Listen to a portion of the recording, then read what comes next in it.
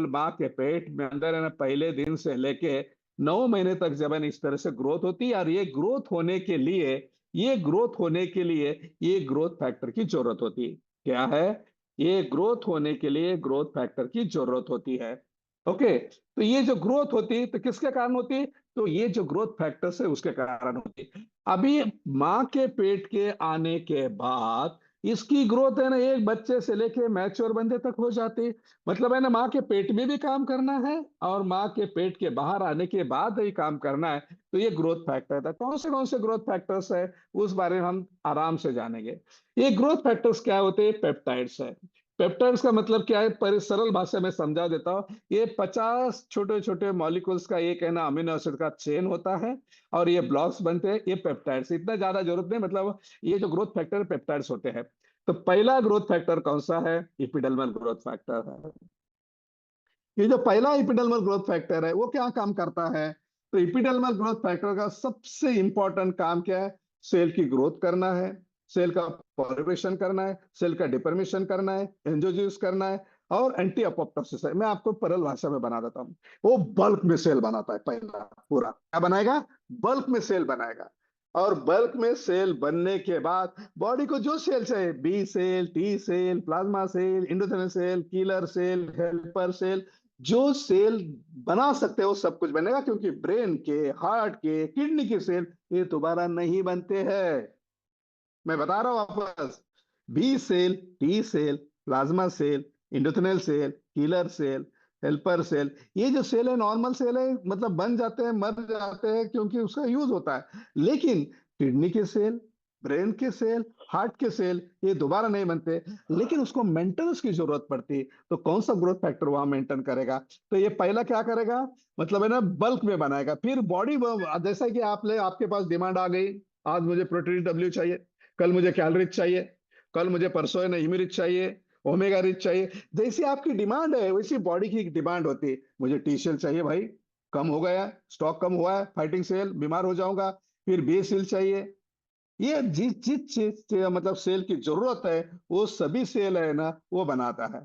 और ये सेल बना दिया।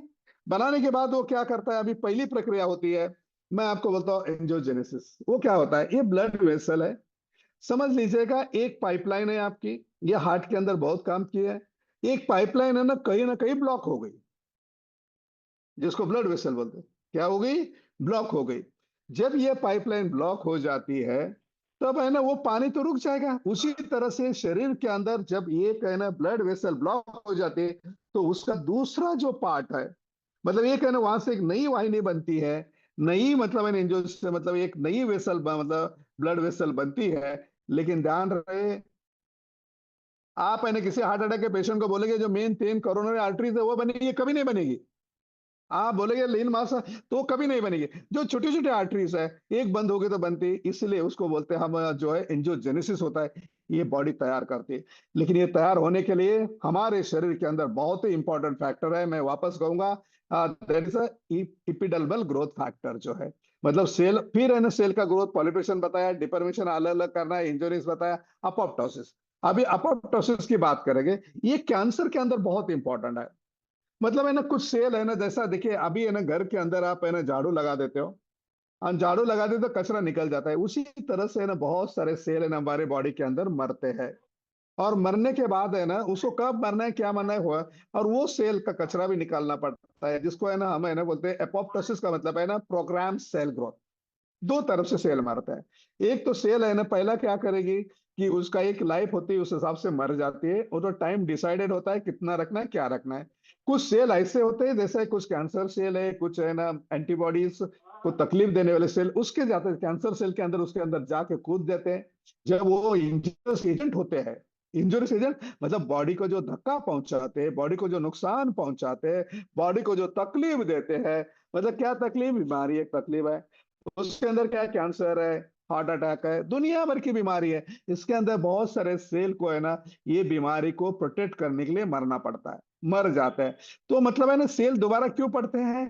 तो जैसा नया सेल बना, पुराने सेल क्या करते हैं? एक तो मर जाते हैं, या मतलब है ना जो बीमारी हो तो उसको मारने के लिए जो इंजर मतलब डेंजरस इंजर जो होते हैं, ये होता है मतलब उसको मारना पड़ता है। या दूसरी बात करें, आपको लग जाता है, खून निकलता है, इंजुरी होती है, वहां भी आपको इस सेल की जरूरत होती है।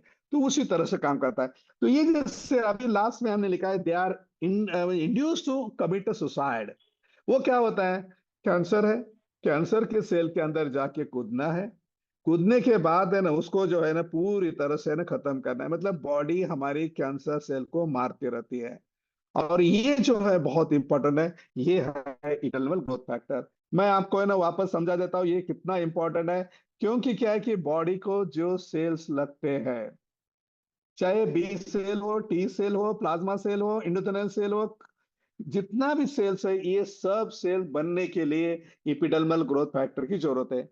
जो माँ के पेट में आप आए हो, आने के बाद एपिडर्मल ग्रोथ फैक्टर पहले से मौजूद है, लेकिन कुछ कारण की वजह से हवा पानी खराब या बॉडी की मतलब है ना कुछ खराबी या बीमारी की वजह से कम हो गए, तो दोबारा उसको अगर देना है तो आपको कैप्सूल इम्यूनिस लेना पड़ेगा। ये कितना एमजी एनालिटिकल हमने दिया है उसके अंदर भी, तो ये ग्रोथ फैक्टर भी बहुत इंपॉर्टेंट है। और ये ना एमसीजी में होता है, माइक्रो मिलीग्राम में पाया जाता है, और इतना ही लगता है, ज्यादा नहीं लगता है।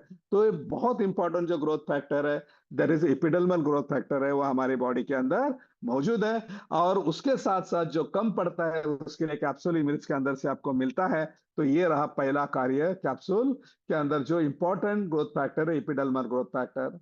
दूसरी बात करेंगे हम लोग, फाइब्रोब्लास्ट ग्रोथ फैक्टर। अलग का, हर एक का अलग अलग का काम अलग है, लेकिन कभी दो मिलके भी साथ करते हैं। जैसा फाइब्रोब्लास्ट ग्रोथ फैक्टर जो है, ये हमारा बहुत इंपॉर्टेंट ग्रोथ फैक्टर है। जैसा वुंड हीलिंग के लिए काम करता है, एम्ब्रोनिक ग्रोथ डेवलपमेंट की, एम्ब्रोनिक का ग्रोथ का मतलब मैं आपको नीचे बता देता हूँ। एम्ब्रोनिक ग्रोथ जो होते हैं ना, जैसे वुंड हीलिंग है, तो ये वुंड हीलिंग के लिए ना बहुत इंपॉर्टेंट है।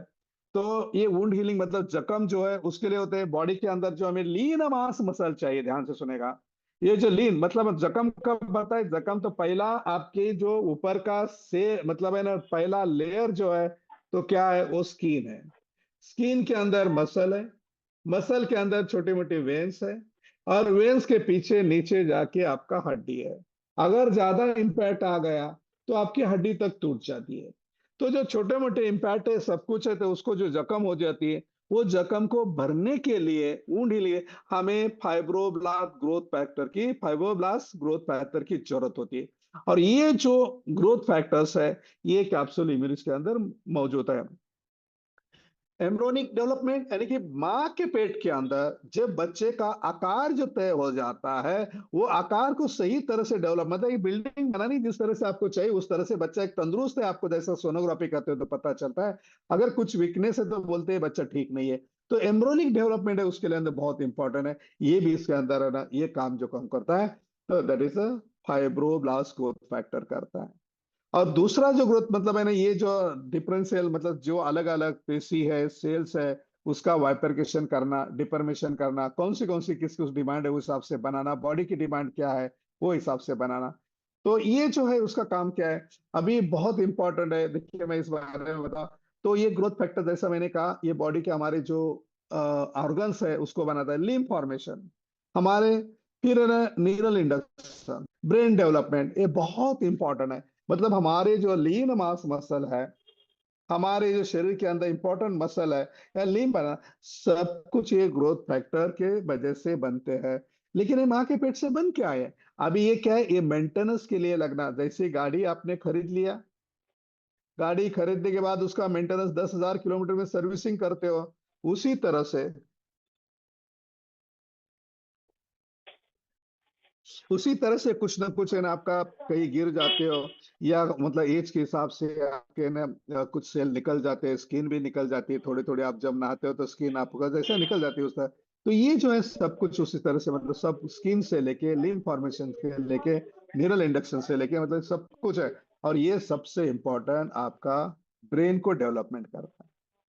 आप देखिए, ये प्रेजेंटेशन में हमेशा डॉक्टरों के लिए बताते रहता हूँ, लेकिन मेरा कहना है आपको कितना समझ, मतलब मैं ये पिक्चर या पूरा इंग्लिश नहीं, नेक्स्ट टाइम तो मैं हिंदी में बनाने की कोशिश करूंगा, लेकिन मैं हिंदी में बोल रहा हूँ ताकि ना आपको समझ में आए। मतलब इतना देखना है, फाइब्रोस ग्रोथ पर क्या करता है बाबा, बॉडी के इंपॉर्टेंट मसल को बनाता है, ब्रेन को डेवलपमेंट करता है, और जो वुंड हीलिंग है, मतलब जो जख्म है, वो जख्म को पूरा कर देता है। मतलब ही डीलिंग के लिए, मतलब आपने बहुत सारे लोगों ने जख्म के ऊपर काम किया है, बहुत सारे लोगों को है ना, पेशेंट को आपका है ना जख्म है ना ठीक होने का जो ये है, क्या बोलते हैं आपको, रिजल्ट आपके पास बहुत सारे रिजल्ट है, तो उसी तरह से ना वुंड हीलिंग के लिए काम करता है। अभी बात करेंगे इंसुलिन लाइक ग्रोथ फैक्टर 1। यानी कि इंसुलिन बोलेगा तो क्या समझेंगे भैया, अपन को तो एक मालूम है, एक ही